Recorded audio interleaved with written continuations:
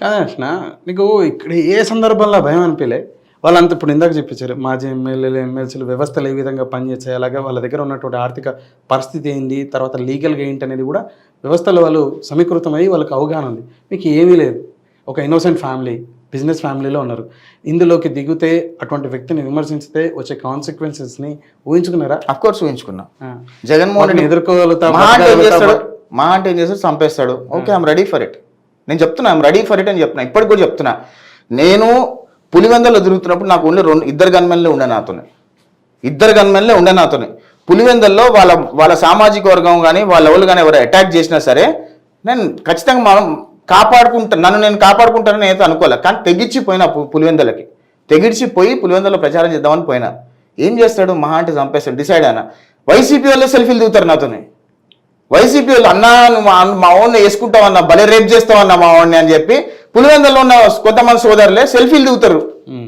అంటే వాళ్ళకు కూడా తెలుసు ఏంటంటే ఒకటి రెడ్డి క్యాస్ట్ ఫీలింగ్ అనేది ఒకటి, వాళ్ళ సామాజిక వర్గం క్యాస్ట్ ఫీలింగ్ అనేది ఒకటి. వాళ్ళు దాన్ని వదిలి బయటికి రాలేరు. వాడు తప్పు చేస్తున్నాడని వాళ్ళకి తెలుసు, వీడు పద్ధతి కరెక్ట్ కాదని వాడికి తెలుసు. కానీ ఏంటంటే ఒక అభిమానం, ఒక రెడ్డి క్యాస్ట్ ఫీలింగ్ అభిమానం అనేది బయటికి రాలేరు. మీకు కూడా కమ్మ అనే ఫీలింగ్తో ఈ ప్రయత్నాలు అని చెప్పేసి నేను కమ్మోన్నా కాపోన్నా నా కులం అనేది ఈ రోజు వరకు ఎవరికి బయట తెలియదు. నేను ఎవరికి చెప్పలేదు నా కులం ఏందనేది.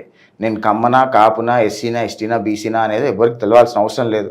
నేనేందంటే నేను చంద్రబాబు నాయుడు గారి వల్ల నేను బాగుపడ్డాను కాబట్టి, చంద్రబాబు నాయుడు గారి పార్టీ కష్టాల్లో ఉన్నప్పుడు ఈరోజు ఆంధ్రప్రదేశ్ రాష్ట్రంలో ఎంతోమంది యువకులు నాలాగా మంచి పదవుల్లో ఉండాలి, మంచిగా చదువుకోవాలి, మంచిగా ఉద్యోగాలు చేసుకోవాలనే ఒక సెల్ఫిష్తో మాత్రమే ఆంధ్రప్రదేశ్ రాష్ట్రాన్ని కాపాడుకునే ప్రయత్నం చేయడం జరిగింది. అంతమించి ఏం లేదు అక్కడ. సరే, మిమ్మల్ని అంటే నేను చావడానికి ఆయన సిద్ధం అని చెప్పేసి అంటాను.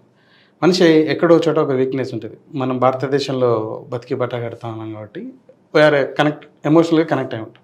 ఇంట్లో స్త్రీల దాకా వచ్చినప్పుడు అది చాలా ఇబ్బందికరంగా ఉంటుంది. ఒక మీలాగా ప్రశ్నించుతున్నటువంటి స్వాతిరెడ్డి గారిని ఏ విధంగా సోషల్ మీడియా వేదిక చూసాం మనం, అలాగే మీ భార్య గారికి సంబంధించిన కొన్ని అంశాలను కూడా చూసాం. అప్పుడైనా ఎందుకు నాకు ఇదని అనిపిలే? అంటే నేను అంటుంది ఏంటంటే, జగన్మోహన్ రెడ్డి అనేవాడు వాడి సొంత తల్లిని ట్రోల్ చేయించినాడు, చెల్లిని ట్రోల్ చేయించినాడు, బయట ఆడవాళ్ళని ట్రోల్ చేస్తాడని అనుకోవడంలో నాకేం అనిపించలే పెద్దగా. ఎందుకంటే జగన్మోహన్ రెడ్డిని జన్మనిచ్చిన కన్న తల్లిని కూడా జగన్మోహన్ రెడ్డి ట్రోల్ చేయించినప్పుడు వాళ్ళ తల్లి కంటే గొప్పోళ్ళు ఎవరు లేరు, రైట్? అట్లాంటి మహా తల్లినే వాడు అంత దరిద్రంగా చేసినప్పుడు ఇంక బయట వాళ్ళు చేస్తాడని పెద్ద ఆలోచించాల్సిన అవసరం లేదు. నేను ఇప్పుడు కూడా చెప్తున్నా, రాసి పెట్టుకోండి, నన్ను, నా కుటుంబాన్ని, మా తెలుగుదేశం పార్టీ కార్యకర్తల్ని ఎవడెవడైతే ట్రోల్ చేశాడో వాళ్ళందరినీ ఇంట్లో నుంచి లాక్కొచ్చి గుడ్డలు కూడా తీసుకొట్టే బాధ్యత నేను తీసుకుంటా. ఖచ్చితంగా చేస్తాం. మా నాయకుడు నారా లోకేష్ గారు కూడా క్లియర్గా చెప్పారు, రెడ్ బుక్లు ఈ అలగా నా కొడుకులు అందరి పేర్లు రాసినాం మేము.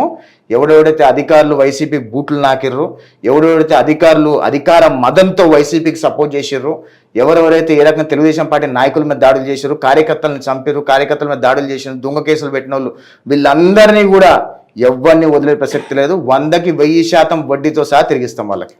నారా లోకేష్ గారు రోజు మీతో వాట్సాప్లో ఒక 30 minutes మాట్లాడతారని చెప్పేసి అనేది ఒకటి ఉంటుంది. ఇందులో ఏం మేరకు వస్తాం? ఎవడు పనికిమాలను ఎవడాడు చెప్పింది, ఫాల్తుగాడు, అంత సినిమా లేదు. ఆయనకి ఎన్నో పనులు ఉంటాయి, మాతో ఎందుకు మాట్లాడతాడు ఆయన? అవసరం ఉన్నప్పుడు మేము ఆయన టీంలో టచ్లోకి వెళ్తాము, మాకు అవసరం ఉన్నప్పుడు మాత్రమే. వారి టీంతో వార్త లేదా? వార్త ఉందో లేదా అనేది ప్రజలకు అవసరం లేదు, జనాలకు అవసరం లేదు. సో మాకు అవసరం ఉన్నప్పుడు మేము ఏమైనా చేయాలనుకున్నప్పుడు అది మాత్రమే మాట్లాడతాం. రెడ్ బుక్లో యాష్ గారు చెప్తే, యాష్ టీడీపీ అనే పర్సన్ చెప్తే లోకేష్ గారు ఎక్కించినటువంటి పేర్లు ఎన్ని? అవసరం లేదు, నేను చెప్పాల్సిన అవసరం లేదు. ఆయనకు అవగాహన ఉంది. పార్టీ క్యాడర్ మొత్తం పైన నుంచి కింద స్థాయి వరకు లోకేష్ గారు క్యాడర్లో ఉన్న కార్యకర్తల్ని పేరు పెట్టి పిచ్చే చనువు ఉంది లోకేష్ గారికి. నేను కనిపిస్తే ఏమో యశ్ అంటారు, నువ్వు కనిపిస్తే ఏమో నరసింహ అంటాడు. అంత చనువు లోకేష్ గారికి, అంత మెమరీ ఉంది. ఏ కార్యకర్త ఏ రకంగా ఇబ్బంది పడ్డాడు, ఏ కార్యకర్త ఎంత నష్టపోయిన అనేది లోకేష్ గారికి ఫుల్ అవగాహన ఉంది. ఖచ్చితంగా కార్యకర్తల పార్టీ, కార్యకర్తలను కాపాడుకునే పార్టీ. ఖచ్చితంగా ఈసారి నారా లోకేష్ గారు కార్యకర్తలు ఎవరెవరైతే నష్టపోయారో వాళ్ళందరికీ కూడా అండగా నిలబడతారు. అధికారంలోకి వచ్చిన తర్వాత వాళ్ళకి సముచితమైన స్థానం కల్పిస్తారు. మిమ్మల్ని, మీ కుటుంబ సభ్యుల్ని, మీ మిత్రుల్ని, ఇతర మీ సన్నిహితుల్ని ఇట్లా ఇబ్బంది పెట్టినటువంటి వ్యక్తుల పేర్లు మీ సూచన మేరకు ఎన్ని రెడ్ బుక్లు ఎక్కాయని అడుగుతాను. నేను మళ్ళీ చెప్తున్నా, నువ్వు నన్ను కన్ఫ్యూజ్ చేసి అడగాలనుకుంటున్నావు. నేను మళ్ళీ చెప్తున్నా, నా మిత్రులు, నా సోదరులు, నా సహచరులు ఎవరెవరైతే ఇబ్బంది పడ్డారో వాళ్ళందరూ కూడా లోకేష్ గారికి తెలుసు. ఖచ్చితంగా లోకేష్ గారు వాళ్ళ పేర్లు ఆ రెడ్ బుక్లో రాసుకొని ఉంటారు. నేను పేర్లు మాత్రం చెప్పా. సరే, ఇకపోతే ఒక సందర్భంలో లోకేష్ గారు కేసులు ఎక్కువ ఉంటే వాళ్ళకి పదవులు వస్తాయని చెప్పేసి అనడం జరిగింది. యాష్ గారి మీద 13 కేసులు ఉన్నాయి. యాష్ గారికి రేపు అధికారులకు మీరు భావించినట్టు అధికారులకు మీ పార్టీ వస్తారు ఏదైతే ఎన్డీఏ కూటమి ఉంది అలయన్స్లో, ఏ పదవి ఎక్స్పెక్ట్ చేయొచ్చు అంటారు? నాకు మీరేం ఎక్స్పెక్ట్ చేస్తా ఉన్నారు? మీకు సంబంధించినటువంటి మిమ్మల్ని ఇష్టపడేటువంటి అభిమానులు కానీ ఏం ఎక్స్పెక్ట్ చేస్తుంటారు? నాకు పాలిటిక్స్ ఎమ్మెల్సీనా లేకపోతే మరో నామినేటెడ్ పదవి? నాకు పాలిటిక్స్ మీద అస్సలు ఆసక్తి లేదు. ఇప్పుడు ఇట్లా చెప్తారులేనా? నేను చెప్తున్నా, నేను ఏ పదవి ఈ రోజు వరకు అడగలే చంద్రబాబు నాయుడు గారిని, నా లోకేష్ గారిని అడగలేదు. వాళ్ళు ఏదైనా పదవి ఇచ్చి చెయ్యండి ఇక్కడ మీ అవసరం ఉంది అంటే చేస్తా. కంపెనీ క్లోజ్ చేసేసుకొని అమాంతం చేస్తా. మా లోకేష్ గారు వచ్చి పిలిచి మీ అవసరం ఇక్కడ ఉంది ఇక్కడ పని చేయండి అంటే తప్పకుండా చేస్తాను. దానిలో డౌటే లేదు. నాకు రాజకీయాల మీద మోజు లేదని నేనేం చెప్తలేను. నాకు ఇప్పటికైతే రాజకీయాలు చేయాలనేది ఇంట్రెస్ట్ లేదు. బాబు గారు లోకేష్ గారు వచ్చి మీరు ఇక్కడ చేస్తే బాగుంటుంది, మీ సర్వీసెస్ ఇక్కడ కావాలంటే ఖచ్చితంగా వచ్చి పనిచేస్తాను. 2019 వరకు కూడా పెద్దగా హ్యాష్కి ఇంట్రెస్ట్ లేదు. పార్టీ ఆ విధమైనటువంటి ఓటమి చూసిన తర్వాత పార్టీ కోసం వాయిస్ ఇవ్వాలా లేకపోతే ఆంధ్రప్రదేశ్ ప్రజల కోసం ఇవ్వాలని చెప్పేసాను. అంతే. రేపు ఒక పల్లవి అందుకుంటారు. ఏమని అందుకుంటారు? గత 5 ఏళ్ళు బీభత్సంగా ఆంధ్రప్రదేశ్ నష్టపోయి ఉంది. దీన్ని అభివృద్ధి పదం వైపు తీసుకెళ్లాలంటే, ఇండస్ట్రీ తీసుకెళ్లాలంటే, డెవలప్మెంట్ తీసుకెళ్లాలంటే వాళ్ళంతా మళ్ళీ ఇక్కడికి మా ఆవశ్యకత చాలా ఉందని మాలాంటి ఇక్కడికి వచ్చి పనిచేయాల్సిన అవసరంలా. చంద్రబాబు నాయుడు గారు అమెరికా వచ్చినప్పుడు మాలాంటి వాళ్ళందరూ సీఓల దగ్గరికి వెళ్ళి ఆ సీఓలు అందరినీ చంద్రబాబు నాయుడు దగ్గర తీసుకొచ్చి కల్పించి జులైలో వస్తున్నావా ఆగస్టులో వస్తున్నావా అక్కడ దుకాణం సరి తీసుకొని మీ పార్టీ అధికారులకు వచ్చిన నేను ఏ పదవి కోరుకోవడం లేదు సోదరా. పార్టీ పదవి లోకేష్ గారే మీ సేవలకు గుర్తించి, లోకేష్ గారే లేకపోతే చంద్రబాబు నాయుడు గారే మీ పార్టీ మీ సేవలు గుర్తించి వచ్చే ఆశ అని చెప్పేసి అంటే సిద్ధమా? 100% ఇమీడియట్గా పార్టీ కోసం ఎంత దూరమైన వెళ్తాను సిద్ధం.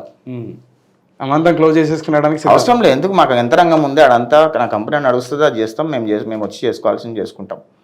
రాష్ట్రం కోసం ఎంత దూరమైన వెళ్తాం, రాష్ట్రాన్ని కాపాడుకునే ప్రయత్నం చేస్తాం, రాష్ట్రాన్ని అభివృద్ధి చేసే ప్రయత్నంలో భాగంగా మా వంతు ఉడతా భక్తి సాయం మేము చేస్తాం. అట్లా ఏమీ లేదు. ఎందుకంటే ఈరోజు ఆంధ్రప్రదేశ్ రాష్ట్రం ఎంతో నష్టపోయింది.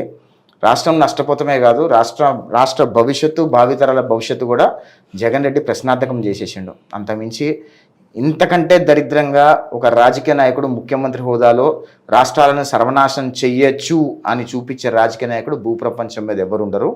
జగన్మోహన్ రెడ్డి పరిపాలన మీద లండన్లో ఒక యూనివర్సిటీలో కేస్ స్టడీ కూడా జరిగింది.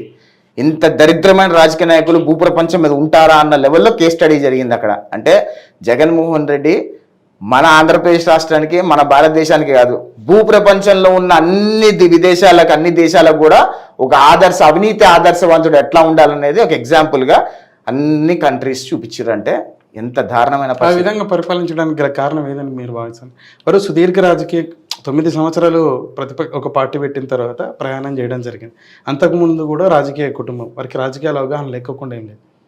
ఇంత తెలిసినటువంటి తను ఈ విధమైనటువంటి 5 సంవత్సరాల్లో ఎటువంటి ఖ్యాతి కాదు, ఇట్లాంటి బ్యాడ్ నేమ్ ఎందుకు తెచ్చుకోవాల్సిందని చెప్పేసి అంటే ఆంధ్రప్రదేశ్ రాష్ట్రంలో ఇప్పుడున్న పరిస్థితి అంటే ముఖ్యమంత్రి ఆయన 151 సీట్లు గెలిచిండు అంటే ఎంత అద్భుతంగా పరిపాలన చేయాలి.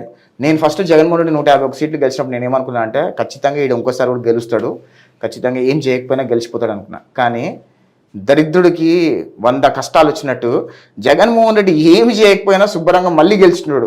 అమరావతిని సర్వనాశనం చేసి, విశాఖపట్నం గుండు కొట్టేసి, రాష్ట్రంలో అమ్మాయిలను మాయం చేసేసి, రాష్ట్రంలో గంజాయి సారా ఇవన్నీ విచ్చలవిడిగా ఇసుక దగ్గర నుంచి మైన్స్ దగ్గర నుంచి విచ్చలవిడిగా చేసేసి కమ్మ సామాజిక వర్గాన్ని, బీసీ సామాజిక వర్గాన్ని అనగదొక్కే ప్రయత్నం, బీసీ సామాజిక వర్గాన్ని పుట్టగతులు లేకుండా అంటే వాళ్ళు ఆర్థిక పరంగా ఆర్థిక మూలాల మీద దెబ్బలు కొట్టడం, కమ్మ సామాజిక వర్గాన్ని ఆర్థిక మూలాల మీద దెబ్బలు కొట్టడం, అదేవిధంగా పిల్లలు ఎవరైతే ప్రశ్నిస్తారో వాళ్ళని చంపేయటము, ఎవరైతే ప్రశ్నిస్తారో వాళ్ళని జైల్లో పెట్టడం, దొంగ కేసులు పెట్టడము, ఇవన్నీ చేసిన తర్వాత ప్రజలకు కూడా విరక్తి వచ్చేసింది. ఓకే, వీడికి అనవసరంగా అధికారం ఇచ్చినాము, ఇలాంటి వాడికి అధికారం ఇవ్వటం వల్ల మన నాశనం సర్వనాశనం అయిపోయిందని. అదే ఎవడైనా జగన్ ప్లేస్లో ఎంత పనికి మాలినోడైనా సరే, ఎంత రాజకీయం అవగాహన లేనోడైనా సరే, రాష్ట్రాన్ని ఏమీ చేయకపోయినా అంటే అమరావతి ఎట్లయితుందో అట్లా డెవలప్ చేసుకుంటే పెద్ద చేయాల్సిన అవసరం లేదు. అడపా సంవత్సరానికి ఒక బిల్డింగ్ రిబ్బన్ కటింగ్ చేసుకున్నా సరే మళ్ళీ అబలీలో గెలిచిపోయేటాడు. అంటే జగన్మోహన్ రెడ్డికి ఏమనిపించిందంటే చంద్రబాబు నాయుడు ఎక్కడైతే పునాదులు వేసిండో, చంద్రబాబు నాయుడు వల్ల ఎక్కడైతే డెవలప్మెంట్ జరిగిందో అవి ఏవి కనిపించకుండా సర్వనాశనం చేద్దామని ఫిక్స్ అయ్యిండు. తద్వారా ఏం జరిగిందంటే ప్రజలు నష్టపోయారు. చంద్రబాబు నాయుడు గారు నష్టపోవడం కంటే ప్రజలు ఎక్కువగా నష్టపోయారు. 36,000 ఎకరాలు ఎవడిస్తాడు? జగన్మోహన్ రెడ్డి దగ్గర ఇన్ని లక్షల కోట్ల రూపాయలు ఉన్నాయి, ఇన్ని లక్షల ఎకరాలు ఉన్నాయి కదా, ఒక్క 10 ఎకరాలు ఫ్రీగా ఇవ్వమని జగన్మోహన్ రెడ్డికి అంటుండే కదా. పేద ప్రజలకు సెంటు భూములు ఇస్తా, 2 సెంటు భూములు ఇస్తా అని చెప్పి పిచ్చుకుక్కలాగా మాట్లాడుతుండే కదా. వాడికి ఉన్న ఆస్తుల నుంచి పులివెందల్లో ఒక 400 ఎకరాలు ఎంతో ఉందని పులివెందల్లో, ఆ 400 ఎకరాల నుంచి ఒక 40 ఎకరాలు సామాన్య ప్రజలకు సెంటు భూమి పట్టాలు ఇవ్వమను పిల్లికి కూడా బిచ్చం పెట్టాడు జగన్మోహన్ రెడ్డి. అట్లాంటోడు ఈరోజు ముఖ్యమంత్రి అయ్యి ప్రజల సొమ్మును కొల్లగొడుతుంటే ఎవడు ఊరుకుంటాడు?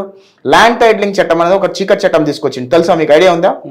ల్యాండ్ టైటిలింగ్ యాక్ట్ని క్షుణ్ణంగా పరిశోధన చేసి నేను ఒక ఆత్మీయ సమావేశంలో land titling act Jaganmohan Reddy మళ్ళీ ముఖ్యమంత్రి అయితే ఆంధ్రప్రదేశ్ రాష్ట్రంలో ఉన్న ప్రజల భూములన్నీ కూడా జగన్మోహన్ రెడ్డి ఆధీనంలో ఉంటాయి, మీ భూమి పత్రాలు ఒరిజినల్స్ అన్ని కూడా జగన్మోహన్